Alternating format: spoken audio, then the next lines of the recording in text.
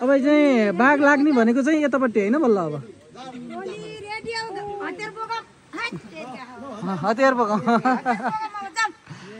हतियार बिसाएर आत्मसमर्पण गर्नुहुन्छ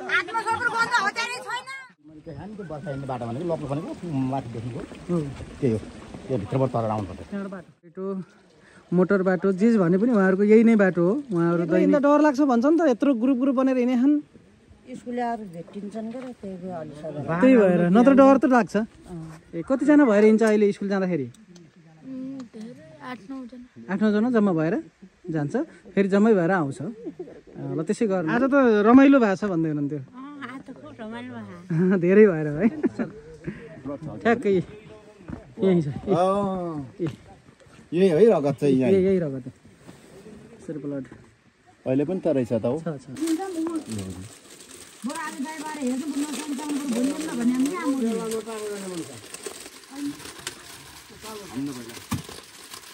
खोटे जानको लागि बाटोले चौरबाट अगाडि लायौँ अब हाम्रो यो पहिलो दिनको यात्रा पनि हो खोटेको दिदीबहिनीहरू दाजुभाइहरू सबै हामीलाई चाहिँ सहयोग गर्नलाई हामीलाई लिनलाई आउनुभएको छ अब धेरै कथा त हामीले योभन्दा अगाडि पनि बताइसकेका छौँ आज पनि बताउँछौँ र भोलि त हाम्रो सुटिङ सुरु पनि हुन्छ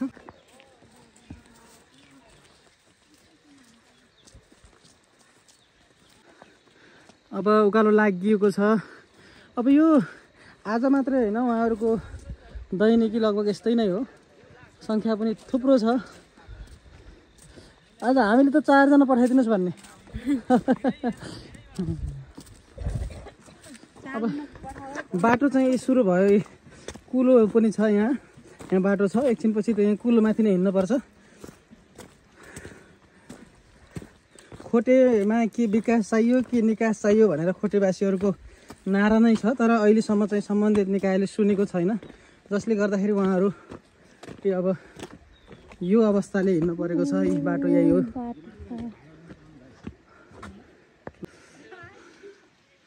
अब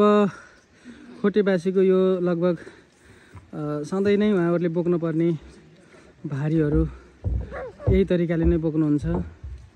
यही तरिकाले नै उहाँहरूको दैनिकी चलिरहेको छ दूरीको हिसाबले सडकदेखि धेरै टाढा छैन पनि तर आउनुहोस् जसलाई काठको साँगु राखिएको छ एकदमै भिर छ तलपट्टि चाहिँ खोला छ यसरी चाहिँ उहाँहरूको चाहिँ दैनिकी चलिरहेको छ यही हो उहाँहरूको हाइवे भने पनि गोरेटो मोटर बाटो जे भने पनि उहाँहरूको यही नै बाटो हो उहाँहरू दैनिक आवत जावत गर्ने बाटो यही हो सामान बोकेर पनि यहीबाट हिँड्नुहुन्छ रित्तै हिँड्दाखेरि पनि यही बाटो हिँड्नुहुन्छ अब सबै त आउनु भएन है भाइहरू आउनुहुन्छ चाहिँ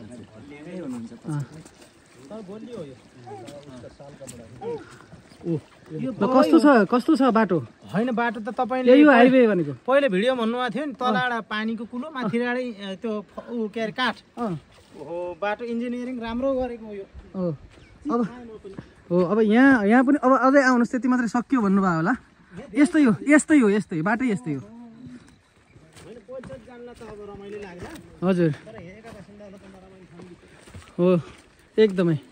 ल हेर्नु यो बाटोको हालत यस्तो छ अब धेरै कुराहरू छन् पछि जोडौँला अहिले चाहिँ यहाँको अब रमाइलो दृश्य हेरौँ अहिले चाहिँ कुखुरा फुल लिएर आएको छु मैले कुखुरा फुल ल्याउनुहोस् उहाँले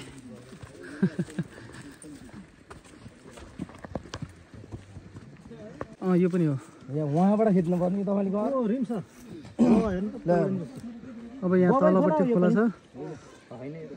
होइन यो भेरी नदी हो सर भेरी नदी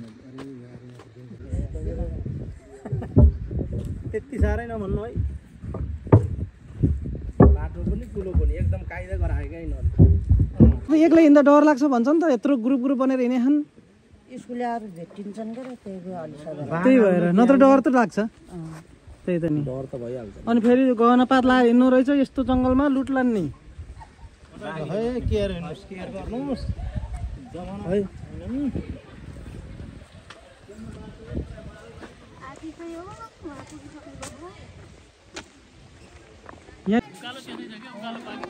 अब उकालो सुरु हुँदैछ होइन सबै थाकेर बर्खा हिँड्ने बाटो हाम्रो त्यही हो ए बर्खा चाहिँ माथिबाट एउटा लपको मात्रै छ यहाँ माथि ए बर्खा त यो त भरिन्छ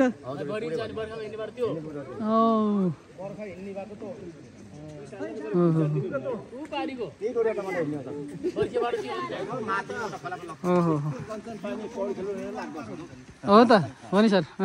कस्तो दामी रहेछ हेर्नु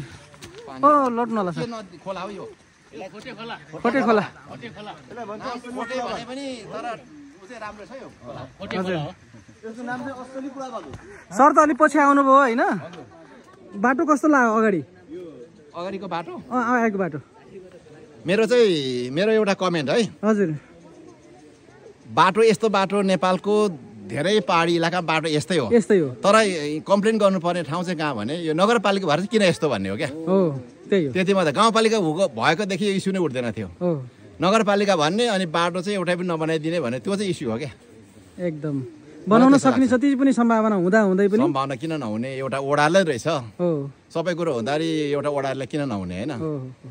त्यही भएर समग्रमा यो बाटो यो प्रकृतिलाई भन्दाखेरि चाहिँ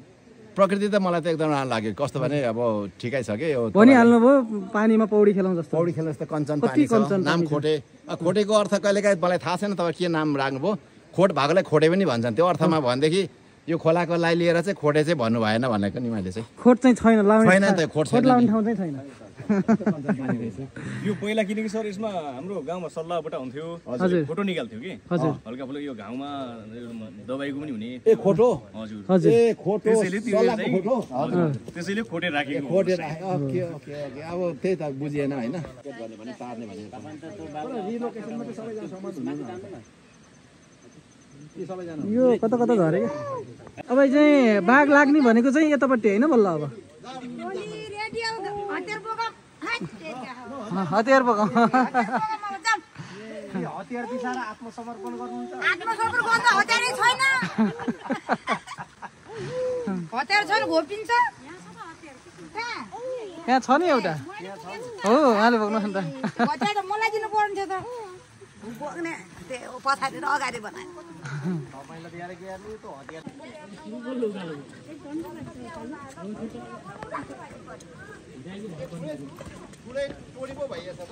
अनि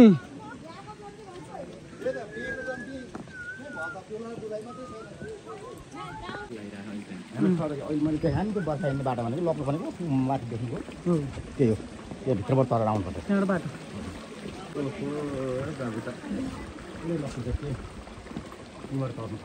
अब तिमी लक्का पनि खाइसक्यो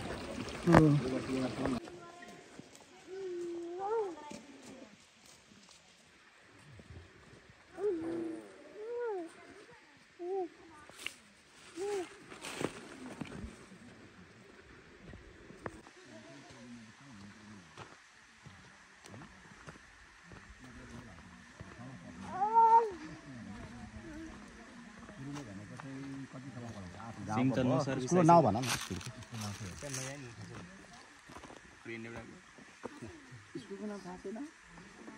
तिम्रो नाम भन त्यसो भने हिरा पुन मगर ए त्यहाँ धेरै पुन मगर छन् कि तीनजना बहिनी देखे सबै पुन मगर मात्रै भन्छन् त अनि यहाँ ठ्याक्कै अस्ति नै बाघले गोरु हानिसकेपछि यहाँ गाडिएको छ ठ्याक्कै यहाँ आक्रमण चाहिँ यो रुखको फेदनेर भएको थियो स्कुलको बाबुहरू पनि हुनुहुन्छ जो दैनिक रूपमा स्कुल जानुहुन्छ फेरि आउनुहुन्छ होइन अनि यहाँनिर आउँदाखेरि कस्तो हुन्छ डर लाग्छ जहिले पनि यताउता दायाँ बायाँ वरपर हेर्छ होला होइन त्यहाँबाट दौडिन्छ होला हो पहिला पनि त्यस्तो हुन्छ कि यो घटना भइसकेपछि त्यस्तो हुन थाल्यो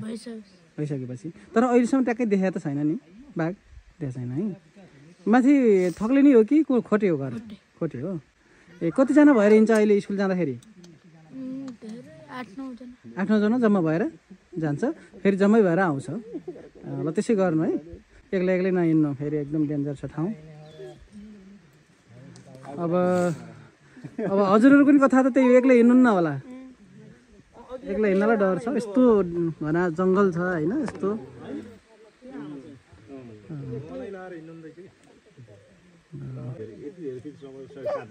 साध्य नै हुँदैन नि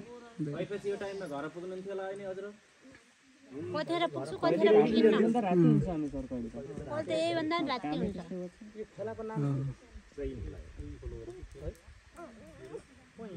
यहाँ ब्लड चाहिँ अझै पनि छ माथिर होइन अझै पनि सुकेको छैन अरे सुक्नु त सुकेको छ कि त्यो मेटिएको छैन गोरुको रगत हजुर बाबुले चाहिँ कतिमा पढ्छ ठ्याक्कै अन्तिममा आएर कुरा गर्नु पर्छ 9 क्लासमा पढ्छ 9 क्लासमा पढ्छ स्कुलको नाम के हो नि श्री लक्ष्मी मावि विद्यालय ए लक्ष्मी माविमा हो अनि यहाँ के अरे मूलपानीमा चाहिँ 3 क्लाससम्म यहीँ पढेको हो के उतै पढेको 3 मा यहीँ पढेको त्यसपछि उहाँ गएर पढेको दैनिक रूपमा तलमाथि गर्ने हो गाह्रो हुन्छ होइन गाह्रै हुन्छ डर चाहिँ के को लाग्छ डर त बाघको लाग्छ है बाघले यहाँ एउटा गोरु हानेको चाहिँ कहाँनिर हो ठ्याक्कै ल भन त यसै हो ब्लड छ है अझै आज त रमाइलो भएको छ भन्दै हुनुहुन्थ्यो धेरै भएर है आज मौसममै छैन गर्नु भयो मान्छे नि त भारी बोकेको दुःख पीडा केही हुँदैन ओहो सबै पुरै कुरामा जान्छ रहेछ नि त सर ठ्याक्कै यही छ यही है रगत चाहिँ यही रगत सर ब्लड अहिले पनि त रहेछ त हो छ त्यसपछि त्यो गोरुलाई यहाँ धप्न एउटा त यही मारेको थियो अरे हजुर अनि यहाँ उसलाई चाहिँ गाडेको गोरुलाई दुईटा एउटा चाहिँ त्यहाँ एउटा चाहिँ यहाँ अब यो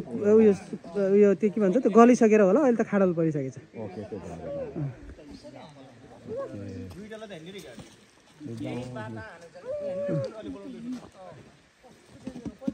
यो घर आफ्नैले कि अहिले